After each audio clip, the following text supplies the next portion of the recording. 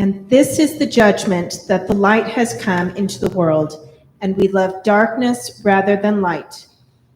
God is light, in whom there is no darkness at all.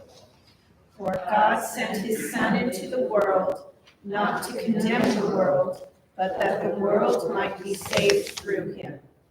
Everyone who does evil hates the light, and does not come to the light. But all who do what is true come to the light.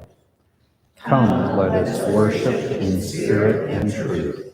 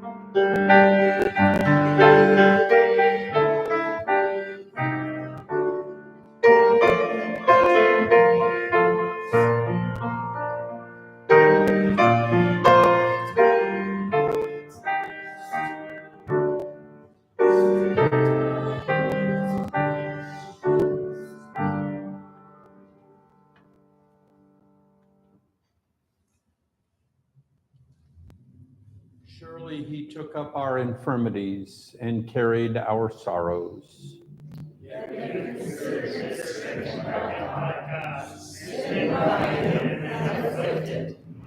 But he was pierced for our transgressions. He was crushed for our iniquities.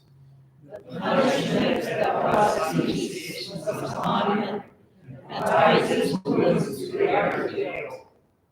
We all, like sheep, have gone astray. Each of us has turned to his own way. And the Lord has laid on him the iniquity of us all. A reading from Matthew.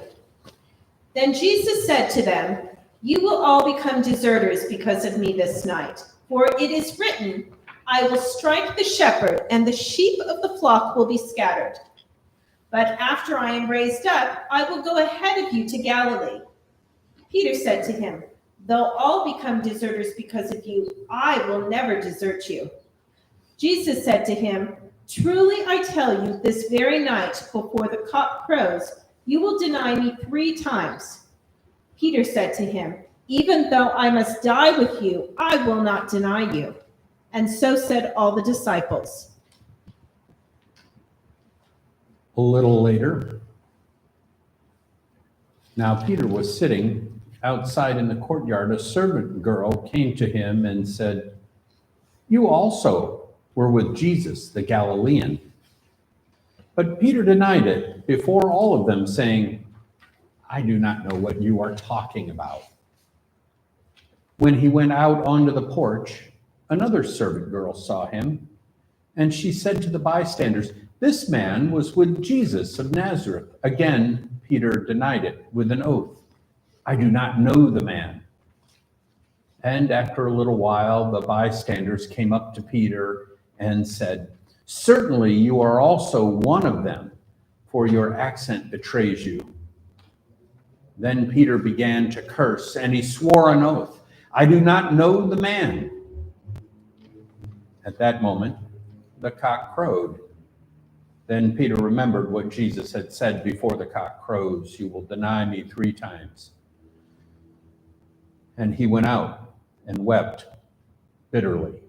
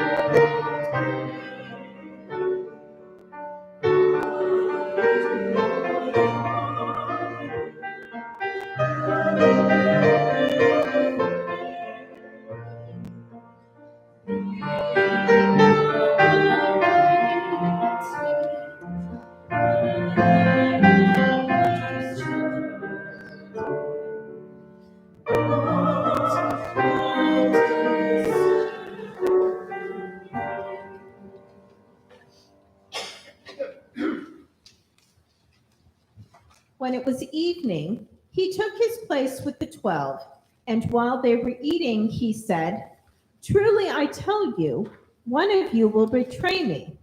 And they became greatly distressed and began to say to him one after another, "Surely not I, Lord." He answered, "The one who has dipped his hand into the bowl with me will betray me. The Son of Man goes as it is written of him, but woe to that one by whom the Son of Man is betrayed. It would have been better for that one not to have been born."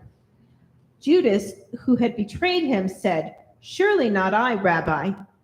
He replied, "You have said so."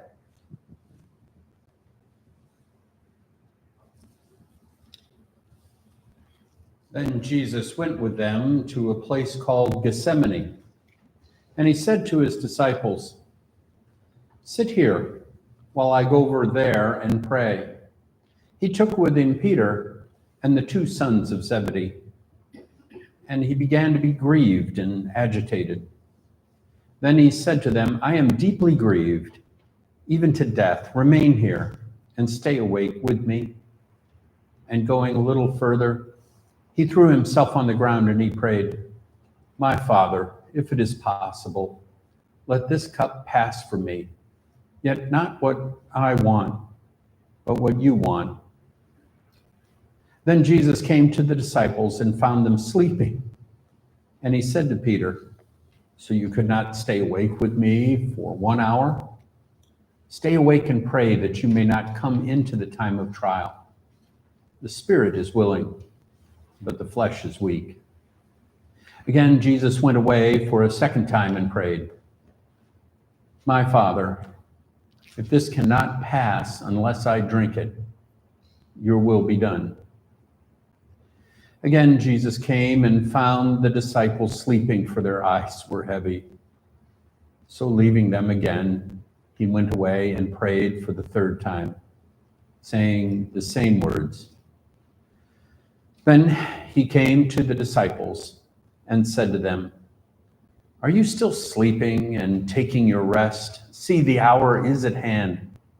The Son of Man is betrayed into the hands of sinners. Get up, let us be going. See now, my betrayer is at hand. While Jesus was still speaking, Judas, one of the 12, arrived. With him was a large crowd with swords and clubs from the chief priests and the elders of the people. Now the betrayer had given them a sign, saying, "The one I will kiss is the man. Arrest him." At once, Judas came up to Jesus and said, "Greetings, Rabbi," and kissed him. Jesus said to him, "Friend, do what you are here to do."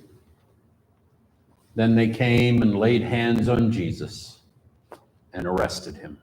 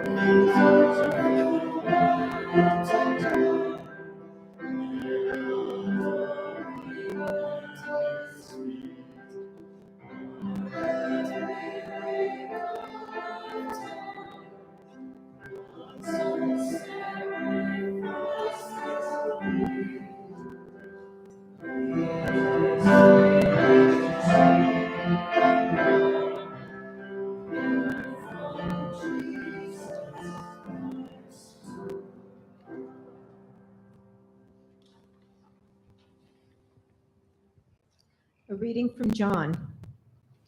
So the chief priests and the Pharisees called a meeting of the council and said, "What are we to do? This man is performing many signs. If we let him go on like this, everyone will believe in him, and the Romans will come and destroy both our holy place and our nation." But one of them, Caiaphas, who was the high priest that year, said to them, "You know nothing at all. You do not understand that it is better for you to have one man die for the people than to have the whole nation destroyed." He did not say this on his own, but being high priest that year, he prophesied that Jesus was about to die for the nation, and not for the nation only, but to gather into one the dispersed children of God. So from that day on, they planned to put him to death.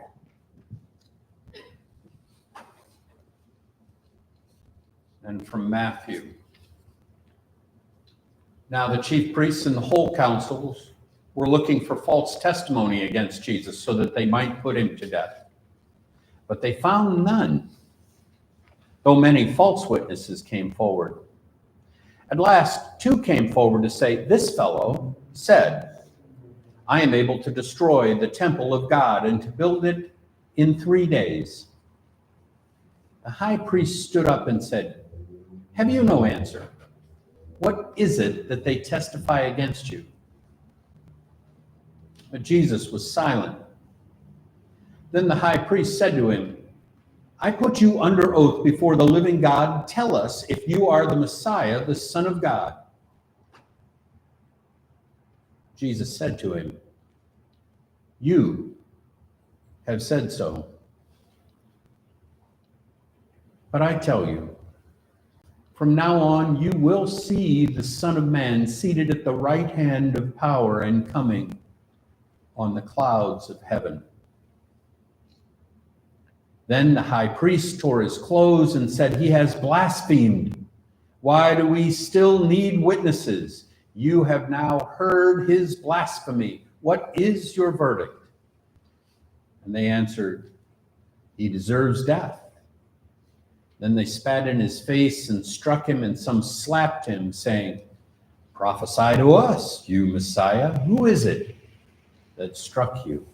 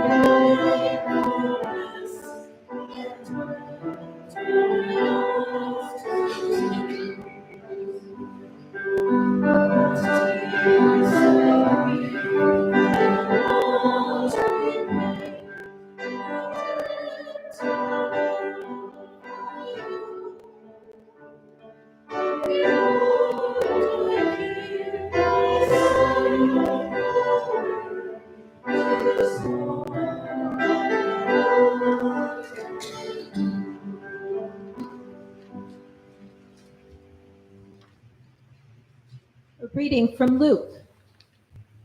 Then the assembly rose as a body and brought Jesus before Pilate. Pilate then called together the chief priests, the leaders, and the people, and said to them, "You brought me this man as one who was perverting the people, and here I have examined him in your presence, and have not found this man guilty of any of your charges against him. Neither has Herod, for he sent him back to us. Indeed, he has done nothing to deserve death. I will therefore have him flogged and release him." Then they all shouted out together, "Away with this fellow! Release Barabbas for us." This was a man who had been put in prison for an insurrection that had taken place in the city for murder. Pilate, wanting to release Jesus, addressed them again, but they kept shouting, "Crucify him!" A third time he said to them, "Why, what evil has he done? I have found in him no ground for the sentence of death. I will therefore have him flogged and then release him." But they kept urgently demanding with loud shouts that he should be crucified, and their voices prevailed. So Pilate gave his verdict that their demand should be granted. He released the man they asked for, the one who had been put in prison for insurrection and murder, and he handed Jesus over as they wished.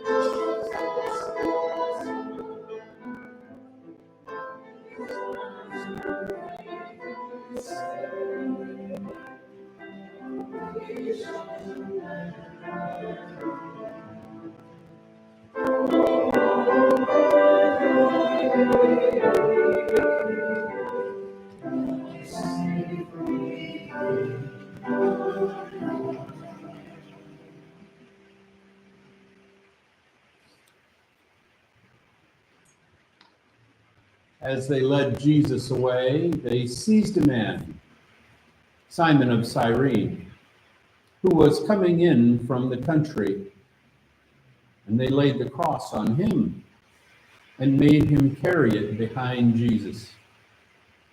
A great number of people followed him, and among them were women who were beating their breasts and wailing for him.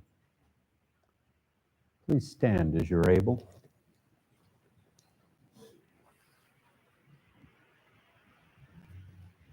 Two others also, who were criminals, were led away to be put to death with Jesus. And when they came to the place that is called the Skull, Golgotha, they crucified Jesus.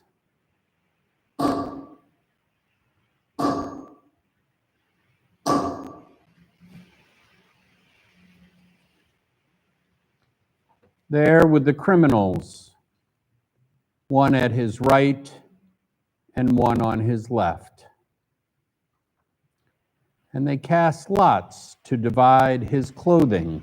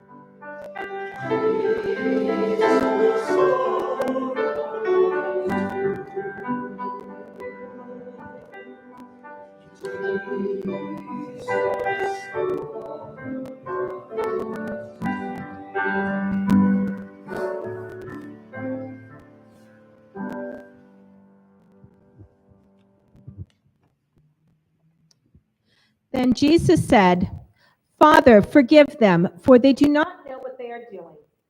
And the people stood by watching, but the leaders scoffed at him, saying, "He saved others. Let him save himself if he is the Messiah of God, his chosen one." The soldiers also mocked him, coming up and offering him sour wine and saying, "If you are the king of the Jews, save yourself."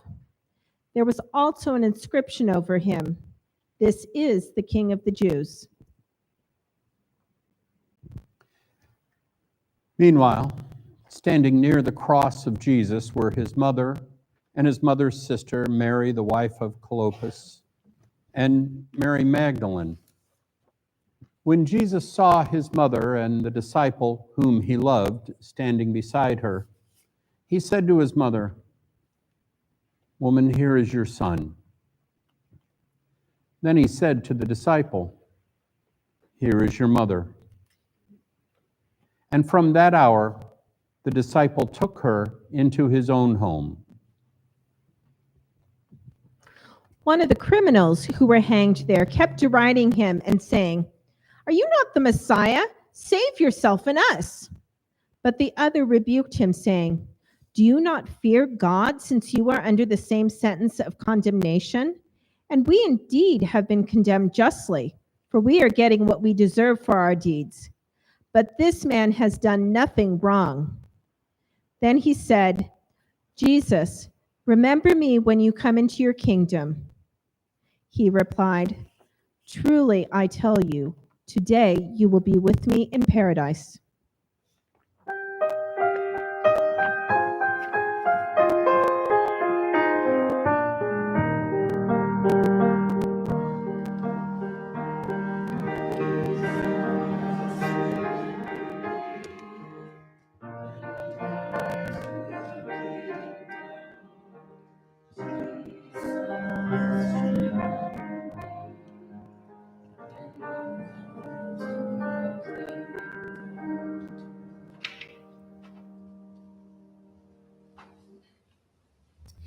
It was now about noon, and darkness had come over the whole land until 3 p.m, while the sun's light failed, and the curtain of the temple was torn in two. And about 3:00, Jesus cried with a loud voice, "Eli, Eli, lama sabachthani." That is, my God, why have you forsaken me?" When some of the bystanders heard it, they said, "This man is calling Elijah." After this, when Jesus knew that all was now finished, he said, in order to fulfill the scripture, "I am thirsty." A jar full of sour wine was standing there. So they put a sponge full of the wine on a branch of hyssop and held it up to his mouth. When Jesus had received the wine, he said, "It is finished." Then he bowed his head and gave up his spirit. You may be seated.